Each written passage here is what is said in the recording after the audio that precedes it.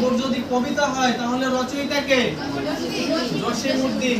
এখানে তোর দাদির কবর, দাদির গাছের তলে 30 বছর ভিজিয়ে রেখেছি উচ্চারণের জলে, এতটুকুন তারে ঘরে এনেছিলাম সোনার মুখ, পুতুলের বিয়ে ভেঙে যেত বলে খেতে ভাসাইতো বুক। আচ্ছা, কবিতা যদি হয় তাহলে কার হবে?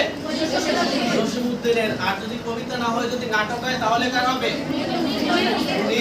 চৌধুরী। প্রমোদ চৌধুরীকে প্রথম চৌধুরী করছো কে কে জীবনে?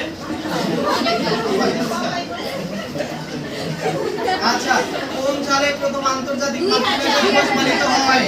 2000 সালে। আগরতলা ষড়যন্ত্র মামলার আসামি বঙ্গবন্ধু সহ 35 জন। কত সালে দায়ের করা হয়েছিল?